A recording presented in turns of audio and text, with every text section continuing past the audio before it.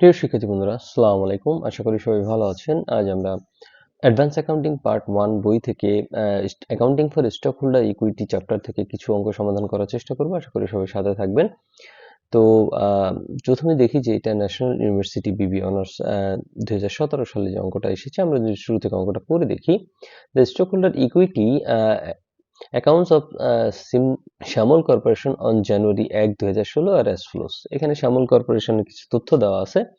আগে থেকেই তার অনেক ক্যাপিটাল আছে, যেমন আগে থেকেই তার প্রিফার্ড স্টক আছে, যেটার এক একটার মূল্য 50 টাকা এবং 10,000 শেয়ার হচ্ছে অথরাইজ এবং 4 লাখ টাকা দেওয়া আছে। এখন কথা হচ্ছে যে 4 লাখ টাকা যদি দেওয়া থাকে তাহলে আমাদের আসলে ইস্যুড ক্যাপিটাল কত? আমরা যদি এই 4 লাখ টাকাকে প্রতিটাকে 50 দিয়ে ভাগ দিয়ে, আমরা এখানে দেখাই দিয়েছি, প্রতিটাকে 50 দিয়ে ভাগ দিলে তাহলে আমাদের ইস্যুড ক্যাপিটাল হচ্ছে 8,000 8,000 শেয়ার আসলে ইস্যু করা হয়েছে। এরপর যদি আমরা কমন স্টকে দেখি যে কমন স্টক এক একটা মূল্য হচ্ছে 1 টাকা, 2 লাখ শেয়ার অথরাইজ এবং টাকা দেওয়া আছে 10 লাখ। তাহলে আমরা যদি 10 লাখকে 1 দিয়ে ভাগ দিই, তাহলে আমাদের ইস্যুড ক্যাপিটাল আসে 10 লাখ টাকা। এরপর পেইড ইন ক্যাপিটাল আছে এক্সেস অফ পার ভ্যালু, মানে লাভ আগে থেকেই আছে 1 লাখ টাকা, যেটা কিসের? এটা হচ্ছে প্রিফার্ড স্টকের। এরপর যদি দেখি paid in capital in access of stated value, common স্টকের পেইড ইন ক্যাপিটাল আগের থেকেই আছে, তাহলে আমাদের অঙ্কে রিটেন আর্নিংস আছে 18,16,000 এবং ট্রেজারি স্টক আছে 50,000। এরপর যদি দেখি আমাদের কি করতে বলেছে, এখানে during 2016 the corporation had the following transaction and events pertaining stock holder equity. এখানে 2016 সালে স্টক হোল্ডার ইকুইটির কিছু তথ্য দেওয়া আছে, কিছু লেনদেন দেওয়া আছে। রেকর্ডে যদি আমরা যাই, যে রেকর্ডে বলছে journalise entry for the transaction, closing entry for net income. মানে এই যে ট্রানজাকশনগুলো ঘটেছে এগুলোর আমাদের এন্ট্রি দিতে হবে এবং ক্লোজিং এন্ট্রি নেট ইনকামের সমাপনী দাখিলাটা দেখাইতে বলা হয়েছে। তো আমরা বরাবরের মতো একটা ছক কাটি। শ্যামল কর্পোরেশন জার্নাল এন্ট্রিজ। তো প্রথম এন্ট্রিটা যদি আমরা পড়ে দেখি, ফেব্রুয়ারি 1-এ বলছে যে issued 25,000 share of common stock for টাকা 1,20,000। তাহলে ইস্যু করলে আমাদের ক্যাশ ডেবিট হবে, আমরা আগেও জানি। তাহলে আমরা ক্যাশ ডেবিট করলাম কত টাকা? 1,20,000 টাকা। কিন্তু কত শেয়ার ইস্যু করেছে? ইস্যু করেছে হচ্ছে 25,000 শেয়ার। কি শেয়ার? Common stock. তাহলে কমন স্টকের এক একটার মূল্য কত ছিল? কমন স্টকের এক একটার মূল্য ছিল 1 টাকা। তাহলে আমার শেয়ার চলে গেছে 25,000, আমরা শেয়ারটাকে একটু ক্রেডিট করি। তাহলে কমন স্টক 25,000 গুণ 1, আমরা শেয়ারটাকে ক্রেডিট করলাম, তাহলে আমাদের টাকা হচ্ছে 25,000। তাহলে এই যে 1,20,000 টাকা বিক্রি করেছি, কিন্তু শেয়ার চলে গেছে 25,000। তাহলে এই 1,20,000 থেকে 25,000 মাইনাস হয়ে যে টাকা থাকবে সেটা হচ্ছে আমাদের লাভ। তাহলে আমরা দেখি যে paid in capital in access of stated value, এই যে 1,20,000 থেকে আমরা যদি 25,000 বাদ দিই, তাহলে এটা আমাদের প্রফিট হয়েছে এই শেয়ার বিক্রি থেকে, মানে শেয়ার ইস্যু থেকে। আচ্ছা, এই ছিল প্রথম এন্ট্রির সমাধান। এরপর যদি আমরা এপ্রিলের 14 তারিখ দেখি, যে sold 6,000 share of treasury stock common for 33,000। আমরা 6,000 কমন শেয়ার কি করেছি? বিক্রি করে দিয়েছি। তাহলে আমরা একটু বিক্রি করলে ক্যাশ ডেবিট হয়, তাহলে আমরা ক্যাশটাকে কি করি? ডেবিট করি। তাহলে ক্যাশটাকে ডেবিট করলাম। এখন কথা হচ্ছে যে আমাদের ট্রেজারি স্টক চলে গেছে কত? ট্রেজারি স্টক চলে গেছে 6,000 শেয়ার। তাহলে আমরা যদি ট্রেজারি স্টক একটু দেখি, যে ট্রেজারি স্টক হচ্ছে দেওয়া আছে যে 50,000 টাকা এবং শেয়ার দেওয়া আছে কত? 10,000। তাহলে 50,000কে যদি আমরা 10,000 দিয়ে ভাগ দিই, তাহলে এক একটা স্টকের দাম আসে কত? 5 টাকা। তো আমরা দেখেছি যে 6,000 স্টককে আমরা বিক্রি করে দিয়েছি। তাহলে এক একটার মূল্য কত? 5 টাকা। তাহলে আমরা 5 টাকা হারে হচ্ছে আমরা ট্রেজারি স্টককে ক্রেডিট করব। তাহলে ট্রেজারি স্টক আমাদের 6,000 গুণ 5 কত হলো? 30,000 টাকা। তাহলে 30,000 টাকার ট্রেজারি স্টক আমরা বিক্রি করেছি কততে? 33,000। তাহলে আমাদের 3,000 টাকা কি হয়েছে? ট্রেজারি স্টক থেকে প্রফিট হয়েছে। তাহলে প্রফিট হলে আমরা কি করি? পেইড ইন ক্যাপিটালকে ক্রেডিট করি। তাহলে আমরা লিখলাম paid in capital common treasury stock, এই 33,000 থেকে 33,000 মাইনাস করলে আমাদের প্রফিটের টাকাটা চলে আসবে। এরপর যদি আমরা সেপ্টেম্বরের 3 তারিখে যাই, বলছে issued 5,000 share of common stock for a patent valued টাকা 35,000। একটা পেটেন্ট ইস্যু করছি যেটার মূল্য হচ্ছে 35,000 টাকা, বাট এর জন্য আমরা ক্যাশ টাকা ব্যয় করিনি। আমরা কি করছি? 5,000 শেয়ার ইস্যু করে দিছি। এই যে 5,000 শেয়ার এই পেটেন্ট যার কাছ থেকে কিনছি তাকে দিয়ে দিছি। তাহলে আমরা পেটেন্টকে যেহেতু পাইছি, পেটেন্টকে ডেবিট করি, তাহলে আমরা পেটেন্টকে কি করলাম? ডেবিট করলাম। কত টাকা? 35,000 টাকা। এবং পেটেন্টের পরিবর্তে আমরা কি দিয়েছি? পেটেন্টের পরিবর্তে কমন স্টক দিয়েছি। এখানে পরিষ্কারভাবে লেখা আছে যে পেটেন্টের পরিবর্তে আমরা কি দিয়েছি? Common stock. তাহলে কমন স্টক এক একটা মূল্য কয় টাকা? 1 টাকা। তাহলে কমন স্টক আমরা 1 টাকা ক্রেডিট করলাম 5,000 টাকা। তাহলে আমাদের 35,000 টাকার পেটেন্ট পেয়েছি, কিন্তু আমাদের শেয়ার গেছে 5,000 টাকা। তাহলে বাদ বাকি 30,000 টাকা আমার কি হয়েছে? প্রফিট হয়েছে। তো প্রফিট হলে paid in capital in access of stated value 30,000 টাকা। আশা করি বুঝতে পারছেন। এরপর যদি নভেম্বর 30 তারিখে আমরা যাই, purchase 1000 share of common stock for treasury stock at A cost 6,000 টাকা। আমরা 1000 টাকার ট্রেজারি স্টক কিনেছি। তাহলে কিনলে আমরা জানি কি হয়? কিনলে হচ্ছে ট্রেজারি স্টক আমরা পাই। ট্রেজারি স্টককে আমরা কি করব? ডেবিট করব এবং ক্যাশ চলে গেছে, ক্যাশ ক্রেডিট করব। কত টাকায় কিনেছি? 6,000 টাকা। আচ্ছা, আর এন্ট্রি নাই। এরপর বলছে December 31 determine that net income for the year was টাকা 4,52,000। তাহলে আমাদের অঙ্কে বলেছিল যে আমাদের নেট ইনকামেরও জাবেদা দিতে হবে। তাহলে নেট ইনকাম ক্লোজিং জাবেদা আমরা দিয়ে দিব। ক্লোজিং জাবেদাটা আমরা জানি যে ইনকাম সামারি ডেবিট আর রিটার্ন আর্নিংস কি হয়? ক্রেডিট হয়। এটা ইনকাম সামারি একদম কমন জাবেদা। ইনকাম সামারি ডেবিট এবং রিটার্ন আর্নিংস ক্রেডিট। এই ছিল আমাদের 1 নম্বর যে রিকোয়ারমেন্টটা করতে বলেছিল সেটার সমাধান। এরপর যদি 2 নম্বরটা আমরা পড়ি যে prepare stock holder equity section at December 31 including disclosure of preferred ডিভিডেন্ডস in এরিয়ার। মানে প্রিফার্ড ডিভিডেন্ডের যে বকেয়া আছে এটা সহকারে হচ্ছে আমাদের যে স্টক হোল্ডার ইকুইটি আছে এই সেকশনটাকে দেখাইতে হবে। আমরা যদি শ্যামল কর্পোরেশনের ব্যালেন্স শিট দেখি যে স্টক হোল্ডার ইকুইটি সেকশন, তো প্রথমে আমরা দেখি পেইড ইন ক্যাপিটাল, লিখবো ক্যাপিটাল স্টক। এখন প্রথমেই আমাদের অঙ্ক ছিল কত? Preferred stock 8%, 50 cumulative 10,000 share authorize, কিন্তু আমাদের ছিল কত?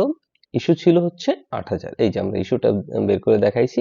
তো আমরা যদি এটা শুরু থেকে দেখানোর চেষ্টা করি যে 8% প্রিফার্ড স্টক, টাকা 50 value, cumulative 10,000 share authorise, 8,000 share হচ্ছে ইস্যু করা হয়েছে এবং আউটস্ট্যান্ডিং ছিল কত টাকা? 4 লাখ টাকা। ওখানে 4 লাখ দেওয়া আছে, আমরা 4 লাখই দেখাইলাম। এরপর যদি এই যে আমাদের 4 লাখ টাকা দেখানো আছে, এরপর যদি কমন স্টক আমরা দেখাই যে common stock 1 stated value 2 lakh authorise share এবং 10 লাখ শেয়ার হচ্ছে আগে ছিল, বাট আমরা নতুন করে ইস্যু করেছি। দেখেন যে 25,000 এখানে ইস্যু করেছি, আবার এখানে 5,000 ইস্যু করেছি। তাহলে 25 আর 5 কত? 30,000। তাহলে 10,30,000 মোট হচ্ছে আমাদের ইস্যু। এখানে 25,000 এবং এখানে 5,000। তাহলে আমরা একটু দেখাই যে common stock on stated value 20,000 share authorise, 10,30,000 share হচ্ছে ইস্যুড এবং 10,25,000 শেয়ার হচ্ছে আউটস্ট্যান্ডিং। আচ্ছা, তাহলে 10,30,000 ইস্যু হলো কিভাবে? আমরা কিন্তু ওইখানে আগেই দেখাই দিছি। তাহলে মোট টাকা কত আমাদের? মোট টাকা হচ্ছে এই যে 10 লাখ এবং নতুন করে যে ইস্যু করেছি কত? আমরা যদি দেখি যে এই যে কমন স্টক হচ্ছে এই যে 25,000, এই যে 25,000 এবং এখানে কমন স্টক ছিল 5,000। তাহলে মোট এই 25 আর 5 কত? 30,000। তাহলে আগের থেকেই ছিল 10 লাখ আর এই নতুন যোগ হয়ে 10,30,000 টাকা। এই যে 10,30,000 টাকা আমরা দেখাই দিলাম। এরপর যদি দেখি যে additional paid in capital in access of par value, additional paid in capital প্রথম প্রিফার্ড স্টক আছে। তাহলে প্রিফার্ড স্টক আমরা দেখে আসি কয় টাকা আছে। প্রিফার্ড স্টকে আমরা দেখেছি যে প্রিফার্ড স্টক 1 লাখ টাকা আছে, কিন্তু প্রিফার্ড স্টকের আসলে আমরা এখানে কোনো জাবেদাই দেইনি। তাই প্রিফার্ড স্টকে যে 1 লাখ টাকা আছে সেটা সেম ভাবে বসে যাবে। তাহলে আমরা প্রিফার্ড স্টকের টাকাটা এখানে দেখাই দিলাম, সেম ওয়েতে 1 লাখ টাকা এখানে দেখাই দিলাম। এরপর যদি দেখি যে দ্বিতীয়তে কি বলছে? দ্বিতীয়তে বলছে যে পেইড ইন ক্যাপিটাল কমন স্টকের পেইড ইন ক্যাপিটাল আছে কত? 14,50,000। কিন্তু এইটা 14,50,000 আছে, কিন্তু আমরা জাবেদা দিয়েছি, কিন্তু এই যে পেইড ইন ক্যাপিটালে জাবেদা দিয়েছি প্রথম দিয়েছি কত? 95,000 টাকার জাবেদা দিয়েছি। তারপর আবার পেইড ইন ক্যাপিটাল এই যে কমন স্টকের আরো 30,000 দিয়েছি। তাহলে পেইড ইন ক্যাপিটাল এমনিই জানি আমরা ক্রেডিট, আবার যদি জাবেদা ক্রেডিট করা হয় তাহলে অবশ্যই আয় বাড়ে, মানে পেইড ইন ক্যাপিটাল বাড়ে। তাহলে এই যে 95,000 এবং এই যে 30,000, এই দুটাকে আমরা কি করব? যোগ করব। এই যে 14,50,000 এর সাথে 95,000 যোগ দিয়েছি এবং 30,000 যোগ দিয়েছি, 15,75,000 আসে। এবার দেখি যে একটা ট্রেজারি স্টক আমরা বিক্রি করেছিলাম। এই যে ট্রেজারি স্টক এপ্রিলের 14 তারিখে, যেটা থেকে আমাদের পেইড ইন ক্যাপিটাল লাভ হয়েছিল কত? 3,000 টাকা। তাহলে এই 3,000 টাকা আমরা দেখাই দিই যে ফ্রম কমন ট্রেজারি স্টক কত টাকা? 3,000 টাকা। তাহলে এই কটা যোগ করলে হয় 16,78,000 টাকা। এটা হচ্ছে টোটাল পেইড ইন ক্যাপিটাল 16,78,000 টাকা। Total additional paid in capital. এবার যদি এই 14,30,000 এবং 16,78,000 যোগ করি, তাহলে আমাদের টোটাল পেইড ইন ক্যাপিটাল আসে। টোটাল পেইড ইন ক্যাপিটাল হচ্ছে 31,08,000 টাকা। এর সাথে আমাদের যোগ হবে কি? এর সাথে আমাদের যোগ হবে রিটেন আর্নিংস। তাহলে আমরা একটু দেখি যে রিটেন আর্নিংস আমাদের আর কি কি আছে, তাহলে রিটেন আর্নিংস আমার দেওয়া ছিল কত, আমরা যদি অঙ্কের শুরুতে চলে যাই, যে রিটেন আর্নিংস আছে আমার 18,16,000 টাকা। এবার আমরা জাবেদায় দেখি যে রিটেন কোথাও আমরা ক্রেডিট করেছি কিনা। হ্যাঁ, ক্রেডিট করেছি। এই যে লাস্টে ডিসেম্বর 31 তারিখে 4,52,000 টাকা ক্রেডিট করেছি, তার মানে এটা যোগ হবে। তাহলে আমরা 18,16,000 4,52,000 দুইটাকে যদি যোগ করে দেখাই, তাহলে 22 লাখ হচ্ছে 68,000 টাকা। এটা যোগ করার পরে আমাদের আসলো total paid in capital and written earnings, যেটা কত টাকা, 53,76,000 টাকা। এরপর এখান থেকে বাদ যাবে হচ্ছে ট্রেজারি স্টক। তাহলে আমরা একটু দেখি যে ট্রেজারি স্টক কত আছে আমাদের।